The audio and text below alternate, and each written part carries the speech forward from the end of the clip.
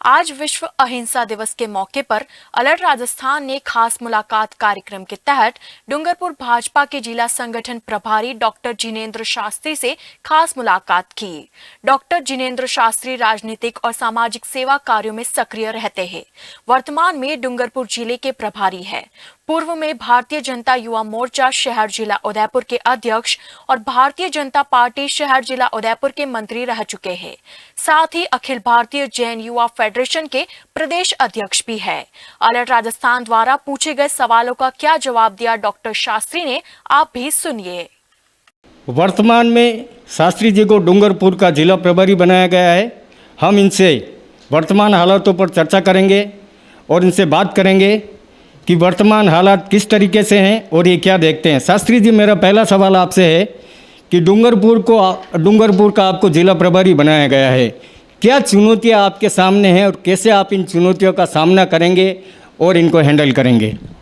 जी देखिए, एक तो सबसे पहली बात मैं प्रदेश नेतृत्व का बहुत बहुत आभारी हूँ कि उन्होंने मुझे इस योग्य समझ के एक दरी कार्यकर्ता को मौका दिया। तो वहाँ जो सबसे बड़ी हमारे लिए चुनौती है वो ये है कि बीटीपी ने जिस प्रकार से जनजाति के भाइयों को बरगलाकर भड़काकर एक जाति संघर्ष पैदा करने का कोशिश किया है, भारतीय जनता पार्टी किसी भी हद में उनको सफल नहीं होने देगी और जनजाति के भाइयों को पूरी व्यवस्थित तरीके से संगठन को भी समझाया जाएगा और राष्ट्रीयता को भी समझाया जाएगा। यही हमारा काम है कि बीटीपी के जो गलत मंसूबे हैं, जो विचार उनके अराष्ट्रीयता के हैं, नक्सलाइज उन लोगों को करना चाहते हैं, वो हम कतई ही नहीं होने देंगे और यही मेरा वहाँ सबसे बड़ा काम होगा और इसी पर मैं वहाँ काम करूँगा।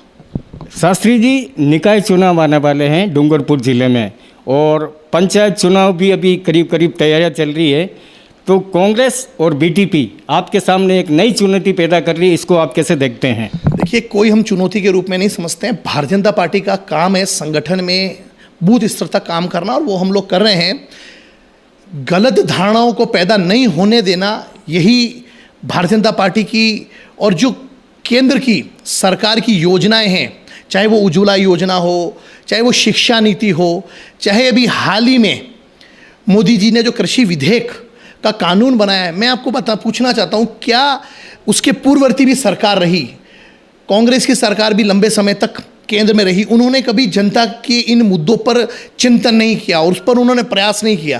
तो कोई हम चुनौती नहीं समझ रहे। हम हमारे काम को जनता के नीचे तक पहुंचाएंगे और भारतीय जनता पार्टी ने इतना काम किया, माननीय मोदी जी ने इतना काम किया, धारा 370 हमारी सरकार ने समाप्त किया। कश्मीर में जो अलगाववाद हो रहा था उसको भारतीय जनता पार्टी ने अहम अपना एक किरदार निभाते हुए उसको शांत किया। यानी राष्ट्रीयता हमारा प्रथम मुद्दा है और अंतिम मुद्दा भी हमारा राष्ट्रीयता है और हम जनता के बूथ तक, नीचे तक हम इसको पहुंचाएं और यही हमारी सफलता का राज रहेगा और हम इसी पे काम करेंगे। शास्त्री जी, एक चीज़ और है कि डूंगरपुर में कांग्रेस के वर्तमान में कई ऐसे दिग्गज नेता हैं जो आपके लिए चुनौतियां खड़ी कर सकते हैं, जैसे दिनेश खोडनिया है, ये गणेश गोगरा है। इसको आप कैसे देखते हैं और कैसे इन चुनौतियों का सामना करेंगे? जी भरत जी, देखिए, मैं एक बहुत बड़ी बात बताना चाहता हूँ। ये दुर्भाग्य है कि दिनेश जी खोडनिया, जो आदरणीय मुख्यमंत्री अशोक जी गहलोत के बहुत नज़दीक हैं, इस पूरे घटनाक्रम पे वो कहीं भी नहीं दिखे। मुझे आज कहते हुए ये बहुत अफसोस हो रहा है कि अगर वो वास्तविकता में जनता के नुमाइंदे थे तो गहलोत जी को सही स्थितियों को अवगत करा के उनको उसको रुकवाना चाहिए था।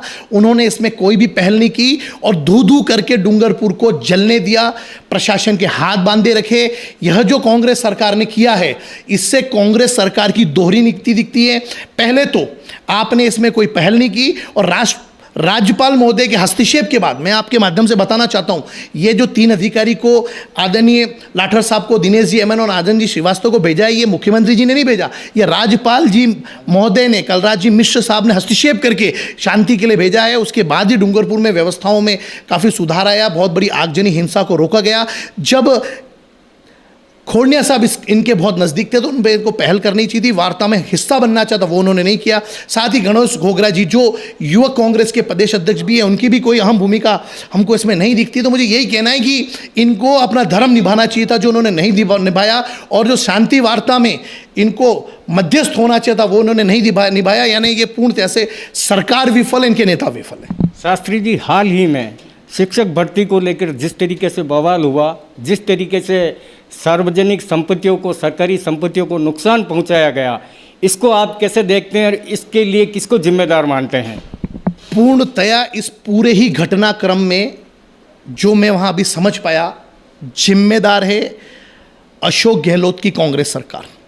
मुझे आप एक बात बताइए, 18 दिन तक जब काकरी डूंगरी में अभ्यर्थी जो अपनी मांगों को लेकर बैठे थे, क्या कोई शीर्ष मंत्री उनसे मिलने गया? मुझे आप बताइए, मिलने गया? नहीं गया। कोई बड़ा नेता उनसे मिलने गया? नहीं गया। अरे भाई, ये तो युवा वर्ग था, इनको सही दिशा देने का काम सरकार का था। आप जब उनसे मिलने नहीं गए तो वो आक्रोशित हो गए। आप उनसे जो आपने वार्ता, शांति वार्ता बाद में की, वो आप पूर्व में कर लेते। 1167 पदों पर छात्र अपनी मांगों को लेकर बैठे, ये उनका अधिकार हो सकता है, लेकिन आपका भी तो एक अधिकार था उन छात्रों के बीच में जाकर आप उनको सही और गलत के विषय को समझाते, तो शायद आज ये दिन न देखने पड़ते। दूसरा, जब बहुत बड़ी स्तर पे ये घटनाएं घट गई, जब आगजनी हो गई, तो गहलोत सरकार ने शीर्ष अधिकारियों को क्यों नहीं उस लाइन ऑर्डर को मेंटेन करने के लिए निर्देश दिए। यानी मैं तो समझता हूं कहीं ना कहीं गहलोत सरकार इस घटनाक्रम की दोषी है और वो होने देने के लिए ही इसके लिए जिम्मेदार है। रही बीटीपी की तो शुरू से ही संदिग्धता है, वो जनजाति भाइयों के नाम पे राजनीति कर रही है। लेकिन मैं आपके माध्यम से कहना चाहता हूं, अगर वे जनजाति भाइयों के नाम पे राजनीति कर रही होती ना, तो वो शांतिपूर्ण तरीके से इस माहौल को वोट में तब्दील ना करते हुए सिर्फ उनके न्याय के लिए लड़ाई लड़ती, जो उसने नहीं किया। और साथ में मैं पूछना चाहता हूं, बीटीपी यानी भारतीय ट्राइबल पार्टी, इसमें भैया आपने मुस्लिम नेता को किस खाते में सचिव बना दिया? जब आपने नाम ही बीटीपी रखा तो मुस्लिम नेता किस खाते में सचिव है आपके बड़े बड़े पदों पर? यानी आपको आपकी रोटियां सेकनी है, आपको इन जनजाति के भाइयों से कोई लेना देना नहीं है। और मैं आपको फिर कह रहा हूं, क्लीन बोल्ड करेगी भारतीय जनता पार्टी और 4 सीटें, और लोकसभा में भारतीय जनता पार्टी का परचम फहराएगा, भगवा फहरेगा।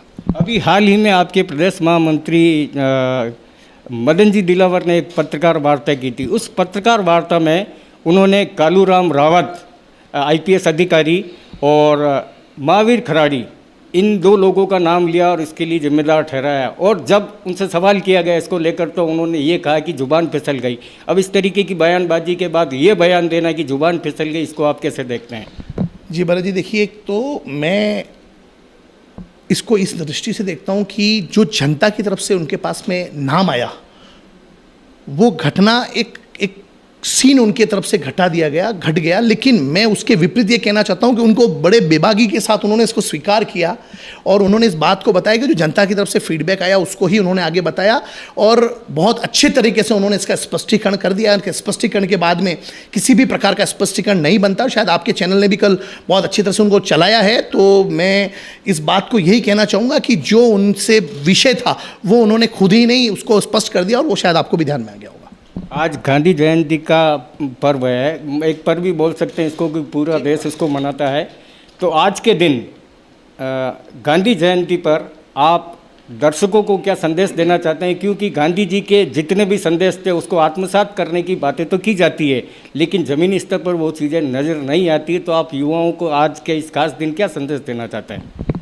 जी देखिए, मैं ये ज़रूर कहना चाहूँगा कि आज विश्व अहिंसा दिवस है, और कभी भी किसी विषय को, चाहे वो अपनी मांग हो, चाहे वो अपने अधिकारों की लड़ाई हो, वो अंत में जाकर टेबल पर ही समाप्त होती है। तो मैं कहना यही चाहूँगा कि कितनी बड़े युद्ध हुए हों, या कितने बड़े आंदोलन हुए हों, या कितने बड़े प्रदर्शन हुए हो, उसके लिए शांति वार्ता ही एक बहुत बड़ा उसका हल निकलता है, और वही हमें करना चाहिए। और मैं युवाओं को कहना चाहूँगा कि आप अपने मांगों को पूर्ण अधिकार शांतिपूर्ण तरीके से करें, और ऐसा कोई काम न करें जिससे राष्ट्र की संपत्ति या देश की संपत्ति का नुकसान हो। क्योंकि अंततोगत्वा हमारे टैक्स से, हमारे दी हुई मोटे पैसे की कीमत से वह आज टैक्सों के द्वारा वो संपत्ति तैयार होती है। तो इसलिए मेरे को कहना है कि हमें इसकी रक्षा करने का दायित्व भी हमारा है, और ये नष्ट नहीं हो इसकी चिंता करने का भी दायित्व हमारा ही है। शास्त्री जी, आपने अलर्ट राजस्थान को अपना समय दिया, इसके लिए हम आपके बहुत बहुत आभारी हैं। और हमारे दर्शक भी इस कार्यक्रम को देखकर हम उम्मीद करते हैं कि कुछ उससे प्रेरणा ले और गांधी जयंती जो आज है उसको लेकर उनके पथ पर चलने का प्रयास करें। बहुत बहुत आभार और धन्यवाद आपका। बहुत बहुत धन्यवाद, आपने मुझे आमंत्रित किया आज इस विश्व अहिंसा दिवस पे, और आप सभी को, उदयपुर वासियों को विश्व अहिंसा दिवस के साथ में ही महात्मा गांधी जी की 151वीं जयंती और लाल बहादुर जी शास्त्री की 116वीं जयंती की मैं बहुत बहुत आपको बधाई देता हूँ और शुभकामनाएं देता हूँ। तो ये थे हमारे साथ भारतीय जनता पार्टी के डूंगरपुर जिला प्रभारी जिनेंद्र शास्त्री। हम अगली बार खास मुलाकात कार्यक्रम में आपकी फिर शहर की किसी खास शख्सियत से मुलाकात करवाएंगे। तब तक के लिए आप देखते रहिए अलर्ट राजस्थान न्यूज़।